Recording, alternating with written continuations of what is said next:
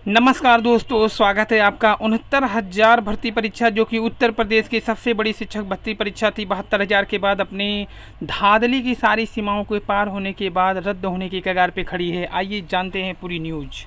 तो 69,000 भर्ती परीक्षा में सबसे बड़ा फर्जीवाड़ा ये हुआ था कि 150 में 142 नंबर पाने वाले टॉपर को राष्ट्रपति का नाम ही नहीं पता है, जबकि और कल जो पकड़े गए थे सालवर गैंग वो साफ साफ बता रहे हैं कि पहले स्कूल से ही आंसर की तैयार करके कई अभ्यर्थियों को बांटा गया था परीक्षा से 3 घंटे 4 घंटे पहले। विस्तार से पहले पूरी देख लेते हैं। जातिवार आंकड़े प्रसारित करने पर एफआईआर हो सकती है। बेसिक शिक्षा परिषद ने 69,000 सहायक अध्यापक भर्ती परीक्षा में सोशल मीडिया पर जो अभ्यर्थी चयनित हैं उनके जातिवार भ्रामक आंकड़े प्रकाशित करने के मामले में एक्शन ले सकती है। और एक साथ 25 स्कूलों में नौकरी करने वाली शिक्षिका अनामिका शुक्ला पर केस हो गया है। कल होगी 69,000 शिक्षक भर्ती पर सुनवाई, जो कि हाईकोर्ट द्वारा स्टे दिया गया है आंसर की विवाद पर। सहायक शिक्षक भर्ती के 2 अभ्यर्थी हुए गिरफ्तार, कई अन्य की तलाश है। माफिया को दिए थे 8 लाख 12 लाख रुपए तक, डायरी में थे नाम। 2 लोगों से हो रही है पूछताछ। और शिक्षक भर्ती में 3 अभ्यर्थी भी पकड़े गए हैं। ये 5 आज जाएंगे जेल। शशि प्रकाश सरोज, हरिकृष्ण सरोज, कमल पटेल, धर्मेंद्र पटेल और विनोद यादव। और टीटी धांधली से भी जुड़े हैं सरगना के तार, यानी कि सुपर टेट में ही नहीं बल्कि 69,000 शिक्षक भर्ती को पास कराने के नाम पर फर्जीवाड़ा में पुलिस ने किए कई और खुलासे। नैनी स्थित इंटर कॉलेज का कर्मचारी भी हिरासत में लिया गया है। 2 अभ्यर्थियों के पकड़े जाने की हो रही है चर्चा। और अनामिका के दस्तावेज की धुंधली तस्वीर से धोखा खा गए थे 25 जिला शिक्षक विभाग, जाँच शुरू हो चुकी है। राहुल उपाध्याय ओबीसी अभ्यर्थी के रूप में पास हुए हैं और अर्चना तिवारी भी ओबीसी अभ्यर्थी के रूप में पास हुए, इस पर भी विवाद है। विजय कुमार गुप्ता अनुसूचित जनजाति वर्ग में पास हुए हैं। तो ये ऐसे अभ्यर्थी हैं जो कि उपाध्याय और तिवारी और गुप्ता होकर के भी एसटी और ओबीसी में पास हुए, इस पर भी विवाद है। और सबसे बड़ा है 25 स्कूलों में एक साथ नौकरी कर रही है अनामिका के दस्तावेज की धुंधली तस्वीर से धोखा खा गए हैं 25 जिला में शिक्षा विभाग। अभी जब जांच होगी तो काफ़ी लंबे हाथ हैं, यहाँ से किसके किसका फंसेगा अभी तो ये पूरा क्लियर नहीं है। पुलिस में पूछताछ में नाम प्रिया बताया था, जबकि स्वीकार फर्जी दस्तावेज हासिल की थी नौकरी। तो फर्जी दस्तावेज लगाकर नौकरी हासिल किया गया था। फर्जी शिक्षकों के खिलाफ जिला में एफआईआर दर्ज होना शुरू हो गया है। बंद हो गए हैं जालसाज के नंबर, संविलांस का सहारा लिया जा रहा है। 71.89% कट ऑफ मेरिट पर कस्तूरबा में पाई थी अनामिका ने नौकरी। विभाग ने सीज कराया बैंक खाता, खंगाल रही है डिटेल। आंकड़ों की नज़र में 17,000 रुपये बैंक खाते में है मौजूद धनराशि। 4.5 लाख रुपया कादगंज शिक्षा विभाग से भुगतान किया गया। 22,000 रुपये प्रति महीने शिक्षकों को मिलता है मानदेय। 11-29 महीने हर साल मानदेय मिलता है। 11,000। अनामिका ने हाई स्कूल में 76.83, जबकि 78.60% से बीएससी और 55.1% अंक प्राप्त किए बीएससी में। वहीं टीटी में 76.50% अंक प्राप्त किए। तो 22,000 रुपये प्रति महीने शिक्षकों को मिलता था मानदेय। 11,029 रुपया हर महीने हर साल मानदेय मिलता है कस्तूरबा के स्टाफ को। अनामिका ने हाई स्कूल में 76.83%, इंटरमीडिएट में 78.60%, बीएससी में 55.61% अंक प्राप्त किए। वहीं टीटी में 76.50% अंक प्राप्त की।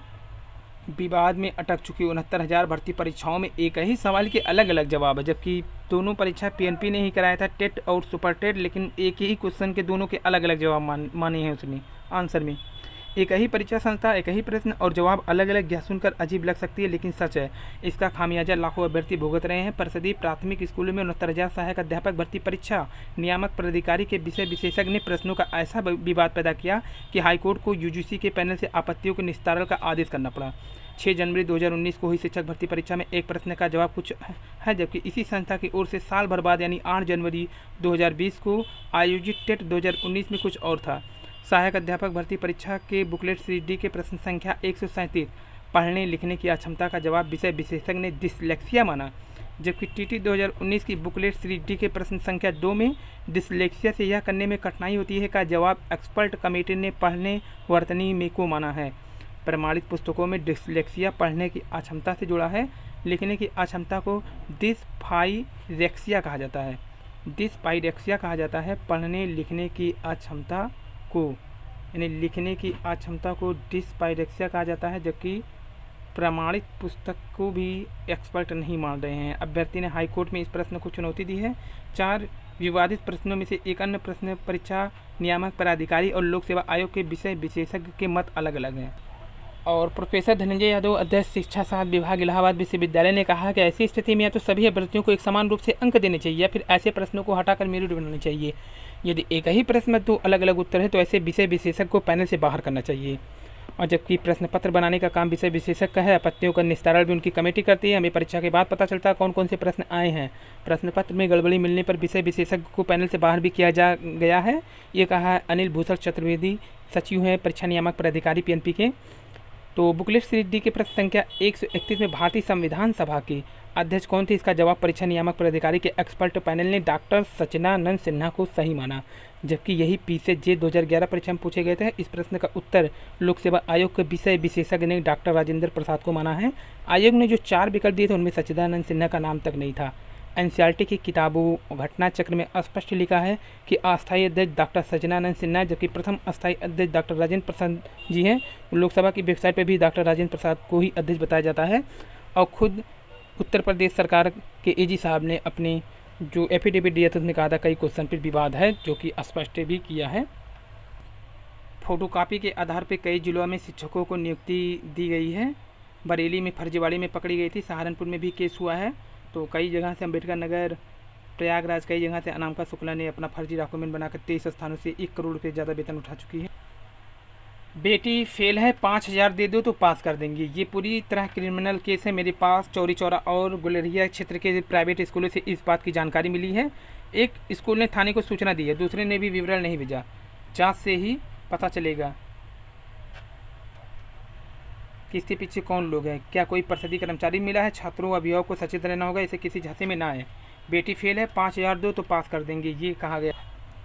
यूपी बोर्ड की परीक्षाएं हो चुकी है, मूल्यांकन का आखिरी चरण में है और रिजल्ट 27 जून को संभव है। लेकिन रिजल्ट से पहले हाई स्कूल इंटर को पास कराने के नाम पर डिजिटल जालसाज चालू हो चुका है। तो इसमें क्या है, गुलरिया क्षेत्र के 4 छात्राओं का 2 अलग अलग मोबाइल नंबर से फ़ोन आया है। फ़ोन करने वाले व्यक्ति ने छात्रों के नंबर पर बात करते हुए अभिभावक से सीधे कहा तुम्हारी बेटी फेल हो गई। इतना सुनते अभिभावक सन देंगे। पूछा कि आप कौन बोल रहे हैं, आपको कैसे पता चला मेरी बेटी फेल। इस पर कॉल करने वाले व्यक्ति ने अपना नाम संदीप पाल बताते हुए कहा वह उत्तर प्रदेश माध्यमिक शिक्षा परिषद प्रयागराज के ऑफिस में कंप्यूटर ऑपरेटर है। बताया मेरे सामने तुम्हारी बेटी का रिजल्ट है, वह कई विषयों में फेल है, बच्ची का भविष्य ना खराब, इसलिए उसका डाटा निकाल कर तुम्हें फ़ोन किया। इतना सुनने के बाद अभिभावक ने कहा तो अब क्या हो सकता है। तो खुद कंप्यूटर ऑपरेटर बताने वाले व्यक्ति ने कहा 5,000 रुपये दे दो तो बेटी को पास कर देंगे। कॉल करने वाले व्यक्ति ने यह भी कहा पैसा फ़ौरन मेरे अकाउंट में भेजना होगा। बात करने के दौरान ही जालसाज ने मैसेज के माध्यम से SBI बैंक के अकाउंट डिटेल भी भेज दी।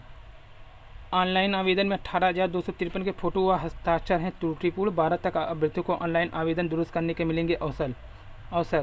उत्तर प्रदेश लोक सेवा आयोग की PCS, SCS और WFO 2020 प्रारंभिक परीक्षा के लिए मिले आवेदन पत्रों में गड़बड़ियां मिली है। ऐसे 18,253 अभ्यर्थियों की सूची वेबसाइट पर अपलोड की गई है। सभी को निर्देश दिया गया कि 12 जून तक ऑनलाइन आवेदन की त्रुटियां दुरुस्त कर दें, इसके बाद अवसर नहीं दिया जाएगा।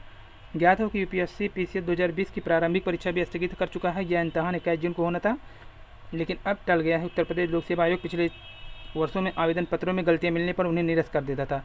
पहली बार आयोग ने ऐसे अभ्यर्थियों की सूची सार्वजनिक करके उसे दुरुस्त करने का अनुरोध किया है। प्रतियोगी अवनीश पांडे ने इस पहल का स्वागत किया। उनका कहना है इससे पारदर्शिता को बढ़ावा मिलेगा। बिना सूचना के आवेदन निरस्त करना ठीक नहीं था। ज्ञात हो कि 4 जून तक तीनों पदों के लिए 5,95,696 अभ्यर्थियों ने आवेदन किया है। और अंतिम वर्ष की परीक्षा पहले कराया गया इलाहाबाद विश्वविद्यालय। निजी DLED कॉलेजों में दर्जनों नटवर लाल हैं। कस्तूरबा गांधी विद्यालय में नियुक्ति पाने वाली सिर्फ एक अनामिका शुक्ला अब तक सामने आई है। वहीं प्रदेश के निजी DLED diploma in elementary education कॉलेजों में तो दर्जनों नटवर लाल हैं। अब फर्जी बीएड डिग्री धारकों की भी जाँच होगी। प्रदेश के अम्बेडकर विश्वविद्यालय आगरा की 2005 सत्र की फर्जी BEd डिग्री की जाँच की आँच माध्यमिक कॉलेज तक पहुँच रही है। अपर निदेशक माध्यमिक डॉक्टर महेंद्र देव ने सभी जिला विद्यालय निरीक्षकों को ऐसे शिक्षकों की सूची मांगी जिन्होंने आगरा विश्वविद्यालय के 2004-05 सत्र की BEd डिग्री के आधार पर नियुक्ति प्राप्त की। अपर निदेशक ने बताया कि रिपोर्ट की जांच के लिए निदेशालय के 2 अधिकारियों को रामचेत और शिव सेवक सिंह की 2 सदस्यीय कमेटी भी गठित कर दी गई। SIT ने आगरा विश्वविद्यालय से BEd करने वालों की कुल संख्या 4,000 से अधिक बताई है। अनामिका शुक्ला ने सराव में भी 4 माह की थी नौकरी, अब होगा सेवा समाप्त।